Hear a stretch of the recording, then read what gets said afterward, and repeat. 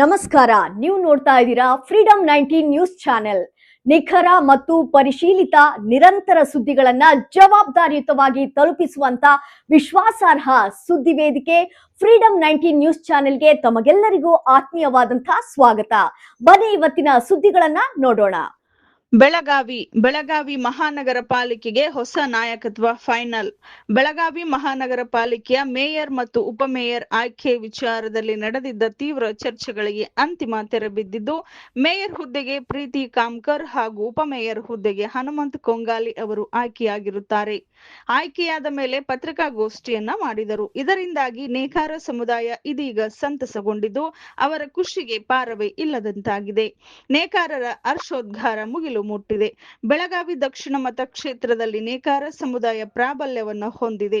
ವಡಗಾವಿ, ಕಾಸಬಾಗ, ಭಾರತನಗರ ಮುಂತಾದ ಪ್ರದೇಶಗಳಲ್ಲಿ ನೇಕಾರ ಸಮುದಾಯದ ಜನ ಹೆಚ್ಚಿನ ಸಂಖ್ಯೆಯಲ್ಲಿ ವಾಸವಾಗಿದ್ದು, ಇವರ ಮಾತೃಭಾಷೆ ಕನ್ನಡವಾಗಿದೆ.